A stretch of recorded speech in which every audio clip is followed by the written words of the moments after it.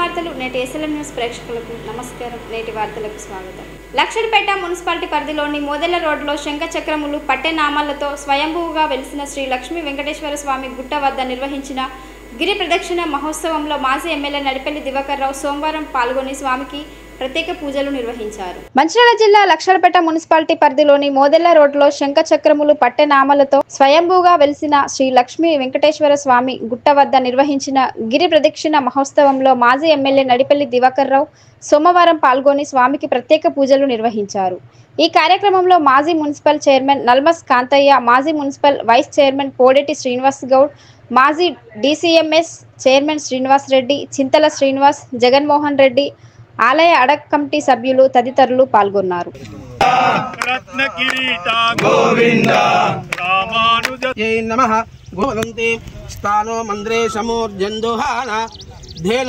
నారసింహాయ నమః, అచ్యుతాయ నమః, జనార్దనామి ब्रह्म शिवो मे अस्तु सदा शिवो यो वेदादौ स्वरमुखमर्दन गोविंद पक्षिवाहन गोविंद दशमुखमर्दन गोविंद पक्षिवाहन करणे विष्णुयाम देवाः भद्रं पश्येमाक्षरीयपुत्राः दिनैर्गैः पुष्टवागुं स्वस्तनूभिः यशेम देवहितं यदायुः स्वस्ति न इन्द्रो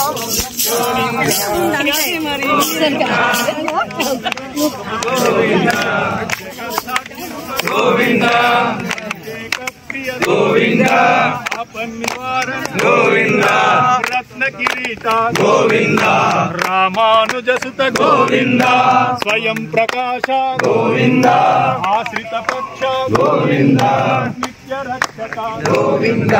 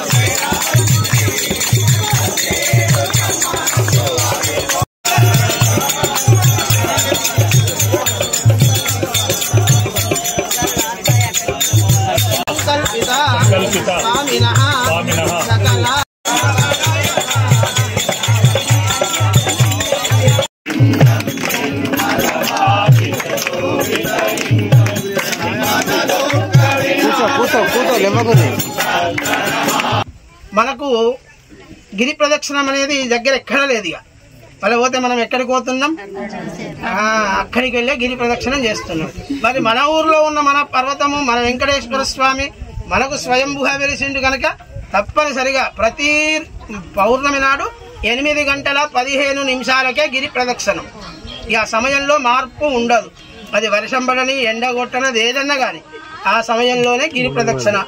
ఎవరున్నా లేకున్నా ఒక్కరున్నా కానీ ఆ ప్రదక్షిణం ఆగదు.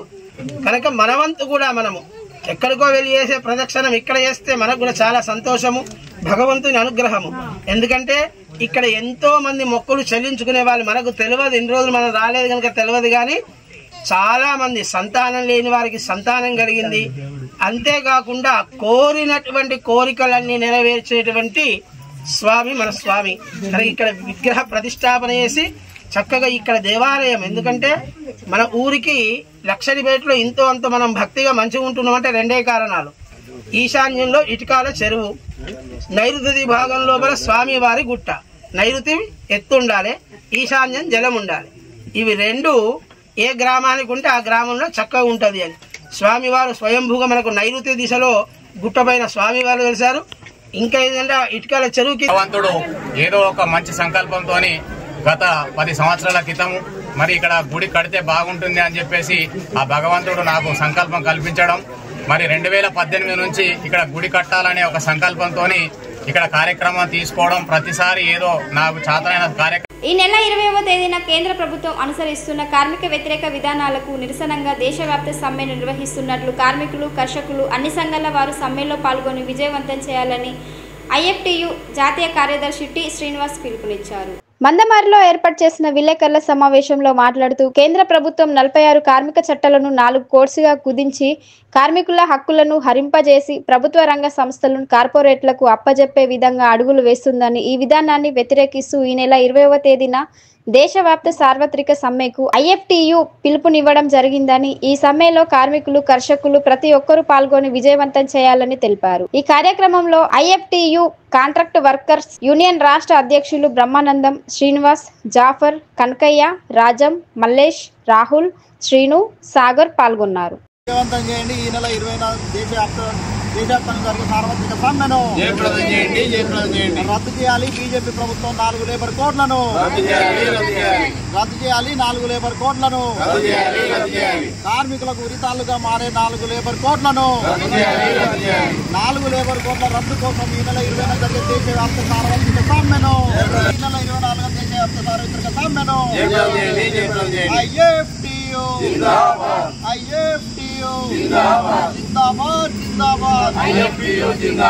ప్రజా కార్మిక వ్యతిరేక విధానాలకు నిరసనగా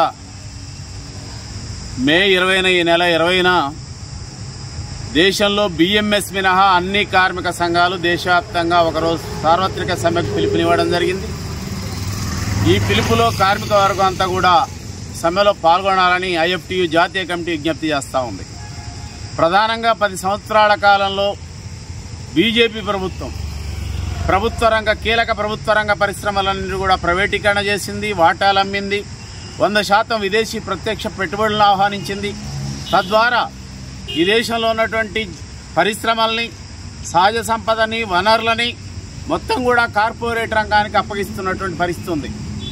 అందుకే ఈ ప్రైవేటీకరణ విధానాలకు వ్యతిరేకంగా కార్మిక వర్గం పోరాడుతూ ఉంది. అయితే బీజేపీ ప్రభుత్వం కార్పొరేట్ అనుకూల విధానాలు అనుసరిస్తూ ఉంది. బీజేపీ అధికారంలోకి రాగానే వాళ్ళకు అనుకూలంగా దేశంలో కార్మిక వర్గం గత 100 సంవత్సరాలుగా పోరాడి సాధించుకున్నటువంటి 29 చట్టాలు ఏవైతున్నాయో అవి ట్రేడ్ యూనియన్ చట్టం కానీ, ఐడి యాక్ట్ కానీ, అదేవిధంగా మిగతా చట్టాలు ఏవైతున్నాయో పేమెంట్ ఆఫ్ వేజెస్ యాక్ట్, ఇవన్నీ కూడా 100 సంవత్సరాలుగా పోరాడి సాధించుకున్నటువంటి ఈ చట్టాలని రద్దు చేయడం కోసం, ఈ చట్టాలన్నీ కూడా కార్పొరేట్ రంగానికి అనుకూలంగా మార్చడం కోసం పార్లమెంటులో కరోనా కాలంలో ఈ 29 చట్టాలు 4 లేబర్ కోడ్లుగా తీసుకొచ్చి అన్ని రాష్ట్రాల్లో అమలు చేయడానికి వాళ్ళు సిద్ధమైనటువంటి ఒక పరిస్థితి. ఈ 4 లేబర్ కోడ్లు అమలైతే రేపు సంఘాలు పెట్టుకోవడం కానీ, సమ్మెలు చేయటం కానీ, కార్మిక వర్గం తమకు సౌకర్యాలు, హక్కులు కావాలని అడగడం కానీ సాధ్యం కానటువంటి ఒక పరిస్థితి ఉంది. అందుకే 50 కోట్ల మంది కార్మిక వర్గం భారతదేశంలో ఉన్నారు. సంఘటిత రంగం 50 కోట్ల మందికి రేపు ఈ 4 లేబర్ కోడ్లు అమలైతే అదొక మరణ శాస్త్రం లాంటిది, మెడకు ఉరితాళ్ లాంటిది. కనుక కార్పొరేట్గా అనుకూలంగా వాళ్ళ లాభాలకు వాళ్ళ పెట్టుబడులకు రక్షణ కోసం కార్మికులు సాధించుకున్నటువంటి హక్కుల మీద దాడి చేస్తూ ఉంది. వాళ్ళకు అనుకూలంగా చట్టాలను, లేబర్ కోడ్లను మార్చింది. కనుక దీనికి వ్యతిరేకంగా కార్మిక వర్గం దేశవ్యాప్తంగా రేపు జరిగేటువంటి మే 20 సార్వత్రిక సమ్మెలో కార్మిక వర్గం అంతా కూడా పాల్గొనాలని, సింగరేణి లాంటి అనేక పరిశ్రమల్ని, కోల్ ఇండియా లాంటి పరిశ్రమల్ని, 267 ప్రభుత్వ రంగ పరిశ్రమల్ని ప్రైవేటీకరణ చేస్తూ ఉంది. ప్రైవేటీకరణ ఆపాలని, 4 కోళ్లు రద్దు చేయాలని, బీజేపీ ప్రభుత్వ విధానాలకు వ్యతిరేకంగా జరిగే సమ్మెలో అన్ని కార్మిక అసంఘటిత రంగం అంతా కూడా సమ్మెలో పాల్గొనాలని ఐఎఫ్టియు జాతీయ కమిటీ తరఫున దేశంలో ఉన్నటువంటి అన్ని కార్మిక సంఘాల తరఫున విజ్ఞప్తి చేస్తూ ఉన్నాం. వ్యాప్తంగా సులోబ్ ఇంటర్నేషనల్ సోషల్ ఆర్గనైజేషన్ సంస్థ 200 సులోబ్ని నిర్వహిస్తూ ఉంది. ఈ సులోబులన్నీ కూడా సింగరేణి ఒక స్వచ్ఛంద సంస్థ పేరుతో సులోబ్ ఇంటర్నేషనల్ సోషల్ ఆర్గనైజేషన్ సంస్థకు అప్పచెప్పింది. ఈ సంస్థ విపరీతమైనటువంటి దోపిడీ చేస్తూ ఉంది. ఈ దోపిడీకి వ్యతిరేకంగా సింగరేణి సులోబ్ వర్కర్స్ యూనియన్ ఐఎఫ్టియు అనేక సార్లు సింగరేణి యాజమాన్యానికి తెలియపరచడం జరిగింది. అయినప్పటికీ సింగరేణి యాజమాన్యం చర్య తీసుకోవడంలో వైఫల్యం చెందింది. ప్రధానంగా సింగరేణిలో సులోబ్లలో పనిచేసే కాంట్రాక్ట్ కార్మికులకు ప్రతి నెల మొదటి వారంలో వేతనాలు చెల్లించడంలో వైఫల్యం చెందుతూ ఉంది. వేతనాలు అడిగితే సూపర్వైజర్ల ఆగడాలు మితిమీరిపోయేటటువంటి పరిస్థితి ఉంది. అదేవిధంగా ఈ కార్మికులకు ఇప్పటి వరకు ఈఎస్ఐ కానీ, పిఎఫ్ ఇతర చట్టబద్ధ హక్కులు ఏమీ లేనటువంటి పరిస్థితి ఉంది. బోనస్ లేదు, ఈఎస్ఐ లేదు, పిఎఫ్ లేదు. ప్రధానంగా గత 2023 అక్టోబర్ నెల నుంచి రావాల్సినటువంటి ఏరియర్స్ బకాయిలు పెండింగ్లో ఉన్నాయి. ఈ 4-5 డిమాండ్ల మీద ఈరోజు శ్రీరాంపూర్, మందమరి, బెల్లంపల్లి ఈ ప్రాంతాలలో అన్ని జిఎం కార్యాలయంలో ధర్నా చేయాలని చెప్పేసి రాష్ట్ర కమిటీ, డివిజన్ కమిటీ నిర్ణయించడం జరిగింది. కనుక ఈరోజు ప్రధానంగా శ్రీరాంపూరు, బెల్లంపల్లి, మందమరిలలో పెద్ద ఎత్తున సులభ కార్మికులతో ధర్నాలు, ర్యాలీలు నిర్వహిస్తామని ఈ సందర్భంగా తెలియపరుస్తుంది. బెల్లంపల్లిలో బంద్ చేస్తున్నాము. సులభ కాంప్లెక్స్లో 2 నెలలు అయితే మాకు జీతాలు లేక ఏమైనా అప్పు తెచ్చుకుందామన్నా ఏ టైం తిరుగుతారని చెప్పి మమ్మల్ని అడుగుతాండ్రు. మా పిల్లలు ఉన్నారు, బడికి పోయే పిల్లలు, వాళ్ళకి మేము ఏం కట్టుకోవాలని బాగా ఇబ్బంది పడతాము. ఇట్లా బతుకుడు పిల్లలు మేము దాని మీద ఆధారపడి బతుకోబడుతుంది. మాకు ఇప్పుడు 2 నెలల పేమెంట్ ఇచ్చలేదు. ఎట్లా బతుకుతాం? పంచాను అయ్యా ఇవ్వాలి, పేమెంట్ ఇవ్వాలి. పిల్లలు మేము ఎట్లా బతుకుతాం? ఇవ్వాలి తండ్రి పంచాను. మేము దాని మీదే బతుకుడా. సింగరేణి సంస్థకు పూర్వ వైభవాన్ని తీసుకురావడానికి ఐఎన్టీయూసీ కార్మిక సంఘం కృషి చేస్తుందని ఆ సంఘం ఏరియా వైస్ ప్రెసిడెంట్ దేవి భూమయ్య అన్నారు.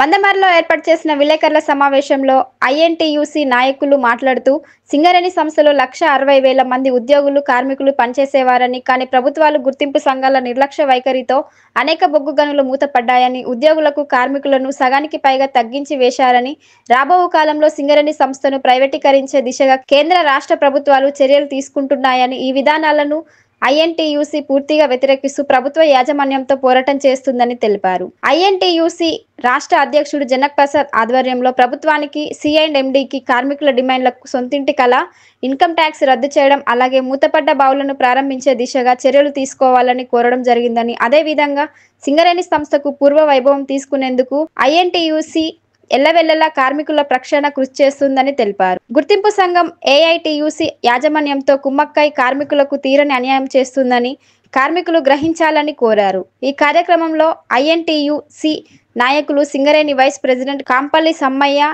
చీఫ్ ఆర్గనైజింగ్ సెక్రటరీ నరేందర్, కార్మిక సంఘ నాయకులు, కార్మికులు పాల్గొన్నారు.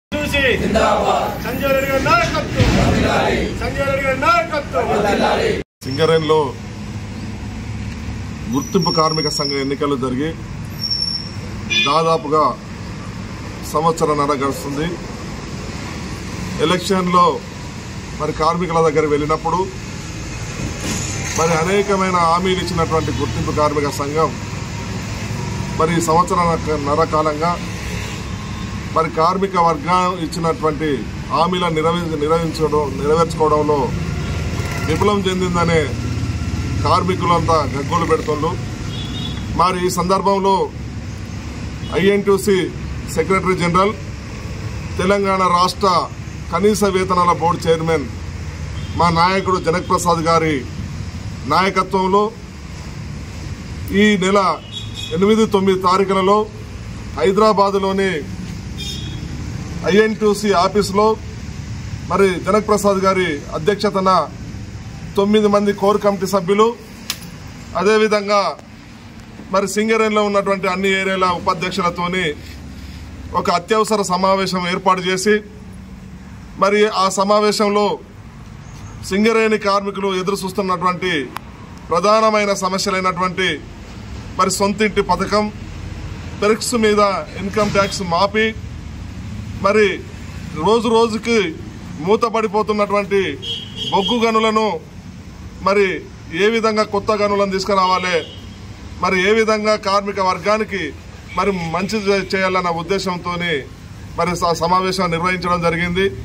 మరి ఆ సమావేశంలో మరి ఖచ్చితంగా మరి గుర్తింపు కమిటీలో మరి సింగరేణి కార్మికులు ఎదుర్కొంటున్నటువంటి ప్రధాన సమస్యలైనటువంటి సొంతింటి పథకాన్ని ఏ విధంగా మరి అమలు చేయించాలి, అదేవిధంగా 3 సంవత్సరాల కాలంగా పనిచేస్తున్నటువంటి కార్మికులకు మరి 12 నెలల జీతం రాకుండా 9 నెలల జీతం వచ్చి 3 నెలల జీతం మరి ఇన్కమ్ ట్యాక్స్ పేరు మీదనే మరి పోతుంది. కాబట్టి మరి ఈ పెర్క్స్ మీద ఇన్కమ్ ట్యాక్స్ను కూడా ఏ విధంగా రద్దు చేయించాలి, ఏ విధంగా మరి కంపెనీతో కట్టించాలని దాని మీద మరి సుదీర్ఘమైన చర్చలు మరి ఆఫీసులో మరి చర్చలు మా సభ్యుల మధ్య జరగడం జరిగింది. మరి దాంట్లో మరి జనక్ ప్రసాద్ గారి నాయకత్వంలో మరి ఉన్న సభ్యులందరూ కూడా ఏకగ్రీవ తీర్మానం చేయడం జరిగింది.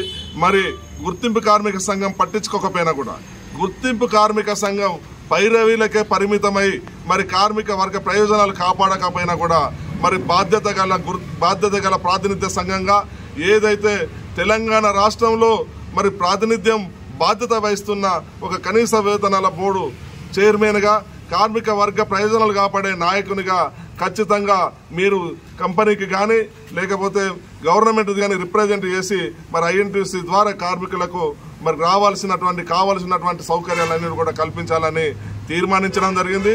మరి ఆ తీర్మానం మేరకు మరి వెంటనే 9వ తారీఖు నాడు మన సంస్థ చైర్మన్ అన్నటువంటి మరి సిఎండి బలరాం నాయక్ గారిని కలిసి మరి సంస్థకు ఏ విధమైన కొత్త గనులు తీసుకురావాలి, సంస్థను ఏ విధంగా కాపాడుకోవాలి, మరి సింగరేణి సంస్థలో ఉన్నటువంటి కార్మికులకు కావాల్సినటువంటి గృహ నిర్మాణ వసతి కానీ లేదా పెర్క్స్ మీద ఇన్కమ్ ట్యాక్స్ రద్దు కానీ ఏ విధంగా చేయాలి అని ఇంకా పెండింగ్ సమస్యలన్నిటి మీద మరి తీవ్రంగా చర్చించి మరి సిఎండి గారితో మాట్లాడడం జరిగింది.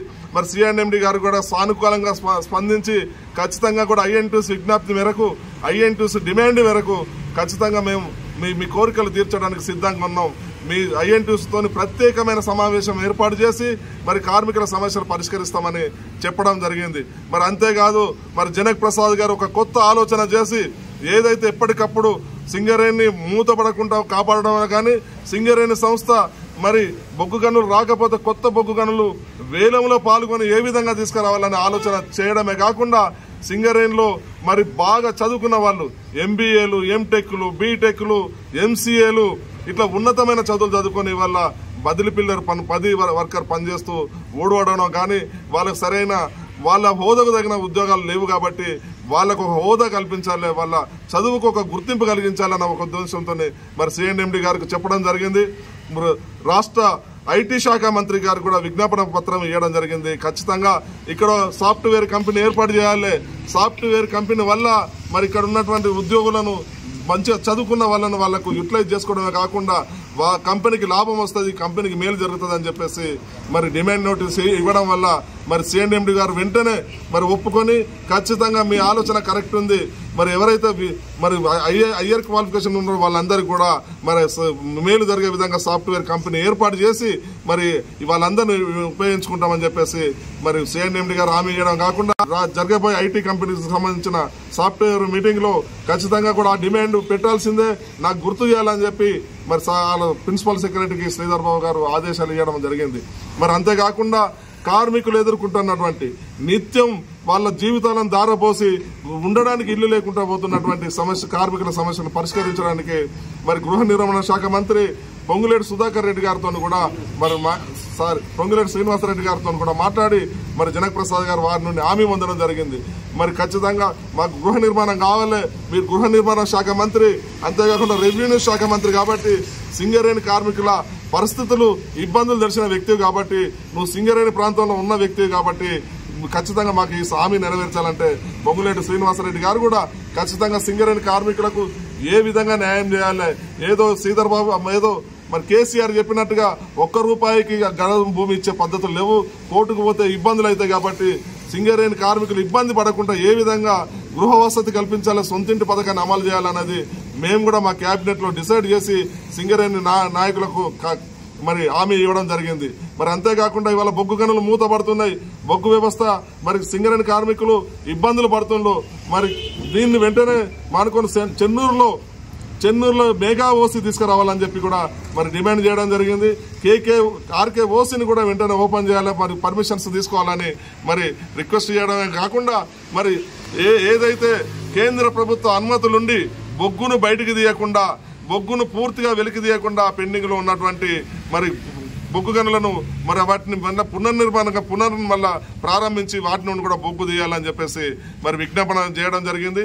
మరి ఇక్కడనైతే మందమరిలో ఉన్నటువంటి KK6 మనీని మరి అన్ని పర్మిషన్లు వచ్చి మరి పర్యావరణం కానీ ల్యాండ్ ఎక్విజిషన్ కానీ చేసి మరి ఆ బావి తెరవకుండా ఖాళీగా ఉన్నది కాబట్టి ఆ బావిని కూడా KK6ను ఓపెన్ చేసి మందమరి ప్రజలకు కార్మికులకు కూడా మేలు చేయాలని మరి ఐఎన్టీసీ నాయకత్వం జనక్ ప్రసాద్ గారి నాయకత్వంలో మరి పొంగులేటి సుధాకర్ రెడ్డి గారిని శ్రీధర్ బాబు గారిని సిఎండి గారిని కలిసి మరి విజ్ఞాపన చేయడం మేరకు మరి కార్మికులకు మేలు జరుగుతుందని చెప్పేసి ఖచ్చితంగా కార్మికులకు మేలు జరగాలని చెప్పేసి డిమాండ్ చేయడం జరిగింది.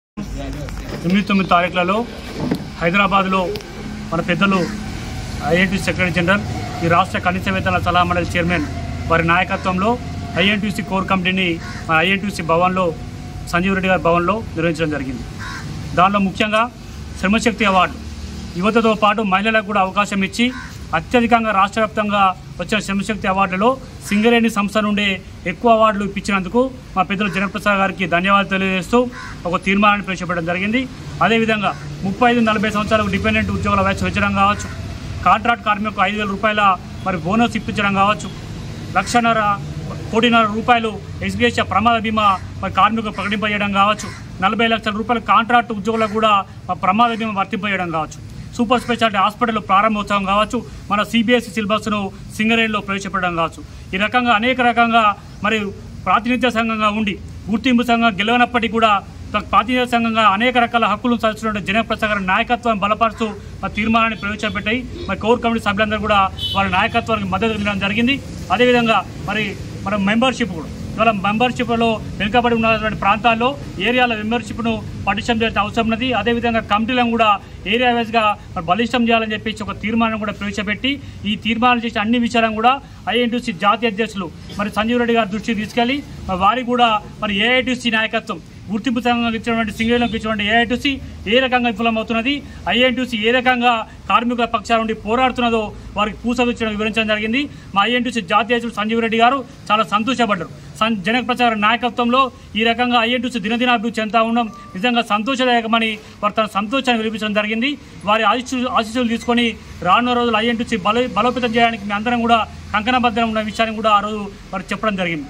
తర్వాత మరుసటి రోజు అదే రోజు శ్రీధర్ బాబు కలిసి ఈ సంస్థలో ఐటీ సంస్థ స్థాపించాల్సిన విషయాన్ని ఇవాళ ఐటీ పరంగా చదివినటువంటి ఉద్యోగులకు ఒక అవకాశం ఇచ్చి సింగరేణి బొగ్గు వేయడం కాదు, రేపు రానున్న రోజుల్లో థర్మల్ ప్రాజెక్టుల యొక్క ప్రాముఖ్యత తగ్గిపోతున్న ఈ దశలో సింగరేణి వివిధ రకాల పరిశ్రమల్లో తన యొక్క ప్రాబల్యాన్ని చాటుకోవాల్సిన అవసరం ఉందని చెప్పి సింగరేణిలో ఐటీ సంస్థను తీసుకురావాలి. మరి సోలార్ పవర్ ప్లాంట్లో ఏ రకంగా సింగరేణి అడుగుపెట్టిందో ఐటీని కూడా అడుగుపెట్టి సింగరేణిలో ఒక సాఫ్ట్వేర్ కంపెనీ ప్రవేశపెట్టాలని ఒక చెప్పేసి జనప్రసాద్ గారి ద్వారా మేము శ్రీధర్ బాబు గారిని కోవడం జరిగింది. వారు కూడా ఎంతో సానుకూల స్పందించి ఈ సంస్థలో ఐటీ పరిస్థితితో పాటు సిమెంట్ పరిశ్రమ కూడా తీసుకురావడానికి వారు తమ సానుకూలను చెప్పారు. మరి ప్రభుత్వం దృష్టికి తీసుకెళ్లి ముఖ్యమంత్రి గారి దృష్టికి తీసుకెళ్లి తప్పకుండా సింగరేణి సంస్థను కాపాడుకోవడానికి 40,000 కోట్ల టర్నోవర్ సంస్థను ఇంకా పెద్ద సంస్థగా తీర్చిదిద్దడానికి తమ సాయశక్తులు కృషి చేస్తారని వారు హామీ ఇవ్వడం జరిగింది. సొంతిటి కళను ప్రవేశపెట్టడానికి ఆ కళను నిజం చేయడానికి ప్రభుత్వ పరంగా ఆలోచన చేస్తామని చెప్పడం జరిగింది. సిఎన్ఎండి గారు కూడా మరి సంస్థలో సింగరేణి కార్మికులు ఎదుర్కొన్న సమస్యల మీద జయప్రసాద్ గారి నాయకత్వంలో వారి సమస్యలను వారి దృష్టికి తీసుకెళ్తే వారు ఎంతో సానుకూలంగా స్పందించి ఐఐటీసీ చేసే ఆలోచనలు చారిత్రాత్మక నిర్ణయాలు మీరు చేసే ఆలోచనలు చారిత్రాత్మకంగా ఖచ్చితంగా సింగరేణి కార్మికులకి మీరు చేస్తున్న సేవ వెలగట్టలే అని చెప్పేసి వారు మమ్మల్ని అందరూ కూడా మరి చెప్పడం జరిగింది. తేదీలలో మా సెక్రటరీ జనరల్ జనకప్రసాద్ గారి నాయకత్వంలో minimum wages board committee chairman గారి నాయకత్వంలో సింగరేణి వ్యాప్తంగా అన్ని ఏళ్ల వైస్ ప్రెసిడెంట్లను కోర్ కమిటీ సభ్యులను పిలిచి సింగరేణి వ్యాప్తంగా ఐఎన్టీసీ భవిష్యత్తు కార్యక్రమంలో మనం మాట్లాడడం జరిగింది.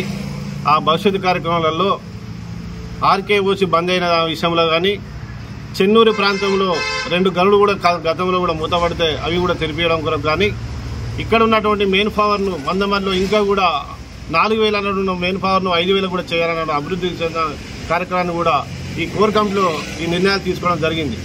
మిత్రులారా, గతంలో కూడా మేము ఐఎన్టీసీ మేనిఫెస్టోలో పెట్టినటువంటి సమస్యలన్నీ ఈ గవర్నమెంట్ ఉన్న సమయంలో తీర్చిదిద్దామని చెప్పి మా సెక్రటరీ జనరల్ జనకప్రసాద్ చెప్పడం కూడా జరిగింది. అదేవిధంగా మొన్న ఐటీ మంత్రి గారిని కానీ మా గృహ నిర్మాణ పథకాల మంత్రి గారు పొంగులేటి శ్రీనివాసరెడ్డి గారిని కానీ మా సింగరేణి సిఎన్ఎండి బలరాం గారిని కూడా కలిసి మా 22 మందితోటి మెమోరాండం ఇచ్చి సింగరేణి భవిష్యత్తు కార్యక్రమంలో ఐఎన్టీసీ తీసుకోబోయే నిర్ణయాలు రాబోయే రోజులలో మళ్ళా పూర్వ వైభవం రావాలంటే ఈ సింగరేణిలో 1,16,000 కార్మికులు ఉండేది. అదేవిధంగా కూడా మళ్ళా ఇక్కడ ఉన్నటువంటి మళ్ళీ ఉద్యోగ రీత్యా కానీ ఐటీ రంగ సంస్థలు కానీ మిగతా సిమెంట్ రంగ సంస్థలు కానీ మళ్ళీ యథావిధంగా కార్మికులను తీసుకుంటే మళ్ళా 1,16,000 కార్మికులు రావడానికి సిద్ధంగా ఉంటారు. కాబట్టి నిన్నగాక మొన్న కూడా మా జనక్ ప్రసాద్ గారి నాయకత్వంలో సింగరేణి వ్యాప్తంగా మళ్ళీ పునర్నిర్మాణం కొరకు మళ్ళీ ఎలక్షన్లు కూడా 2 సంవత్సరాలు ఎలక్షన్లు కూడా జరుగుతాయి. ఆ ఎలక్షన్లు కూడా ఐఎన్టీసీ పూర్వ వైభవం రావడానికి మా మేనిఫెస్టోలో ఉన్నటువంటి డిమాండ్ని పూర్తిగా సాధించడానికి అవన్నీ నిర్ణయం తీసుకున్నాం. గతంలో కూడా మేము ఏ విధంగా ఐఎన్టీసీ నిర్ణయాలు మేనేజ్మెంట్ తోటి కొట్లాడి కార్మిక హక్కులను కాపాడినామో అదేవిధంగా కూడా మళ్ళీ కాపాడడానికి మేము ఐఎన్టీసీ కూడా సిద్ధంగా ఉన్నది. ఏఐటీసీ వాళ్ళు కొంత మిత్రులు ఏమంటారంటే ఐఎన్టీసీ కాంగ్రెస్ ప్రభుత్వాన్ని జోక్యం చేసుకుంటానని చెప్తాను.